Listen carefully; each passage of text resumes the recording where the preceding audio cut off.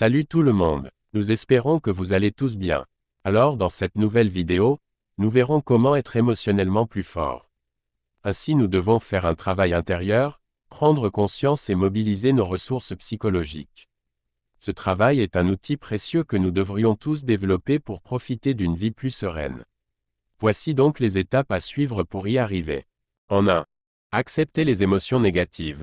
On entend partout qu'il faut être heureux et que nous détenons tous plusieurs stratégies pour nous sentir bien. C'est comme si nous étions, d'une certaine façon, devenus dépendants des émotions positives. Pour cette raison, nous avons de la difficulté à tolérer les émotions négatives. Évidemment, nous ne contrôlons pas l'ensemble des événements qui se déroulent durant notre journée, il est donc fréquent qu'une situation nous fasse changer de cap émotionnellement. Se rappeler qu'une émotion est une information nous permet déjà de prendre du recul. Les personnes fortes émotionnellement acceptent de vivre de la colère, de la tristesse, de la déception. Ils prennent un temps pour s'observer et gérer ce qu'ils ressentent à l'intérieur.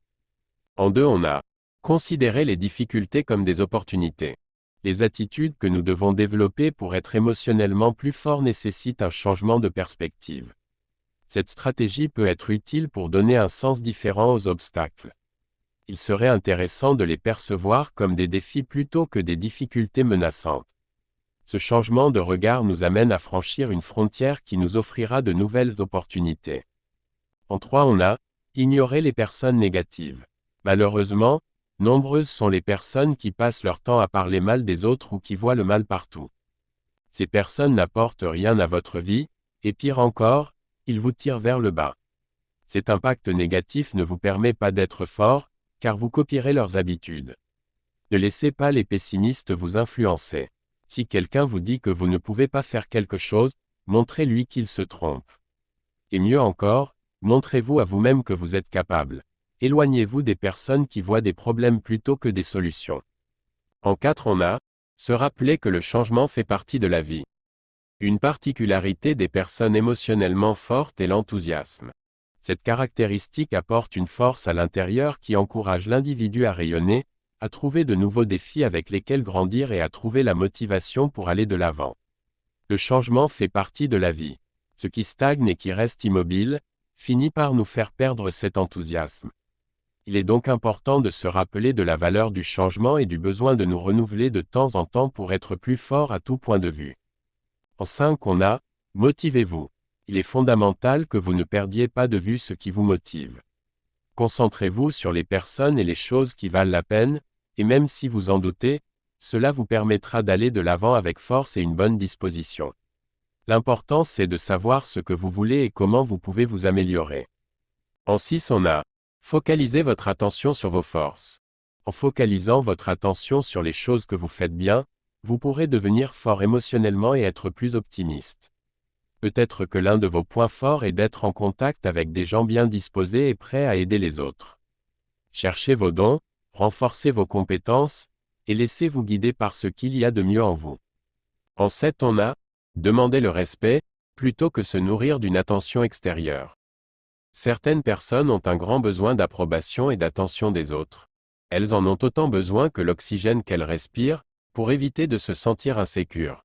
En ayant l'approbation et l'encouragement de leur entourage, elles parviennent à se valider et à nourrir leur propre estime de soi.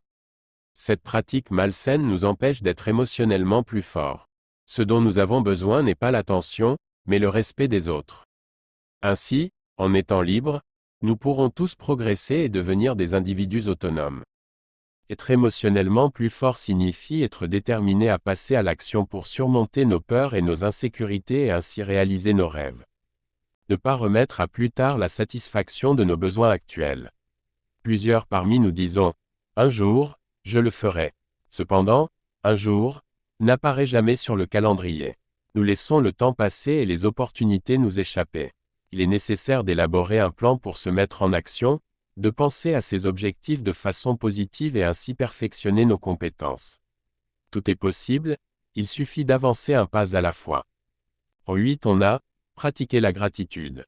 Cela peut sembler bête et non scientifique de dire merci, mais cette pratique nous amène à prendre conscience de tout ce que nous sommes, ce que nous avons réalisé et accompli et de tout ce qui nous entoure. Exprimer la gratitude est un exercice très sain.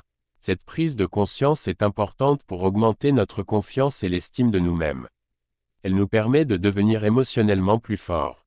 Il est intéressant de tenir un journal de gratitude, un carnet où nous pouvons reconnaître tous les aspects positifs qui nous déterminent, qui nous entourent, ce qui, en quelque sorte, nous fournira la motivation et la sécurité à chaque instant. En 9, on a se réserver un moment avec soi-même. À chaque jour, nous consacrons du temps à faire du sport, de la lecture ou à regarder la télévision, mais il est nécessaire de s'offrir 20 minutes pour réfléchir et pratiquer la conscience de soi. Prendre un temps d'arrêt nous permet de valider ce que nous ressentons à l'intérieur. Il nous fait prendre conscience de notre identité, de notre liberté et de nos besoins. Pour conclure, il faut prendre soin de s'exercer à être émotionnellement plus fort dans chaque défi, chaque changement et transition. La vie se chargera de vous offrir de multiples occasions pour muscler votre force émotionnelle. Et lorsqu'une émotion inconfortable fera surface, se rappeler, après avoir pris de bonnes respirations, que c'est simplement une information à gérer. Nous voici donc à la fin de cette vidéo, merci de liker, et de vous abonner.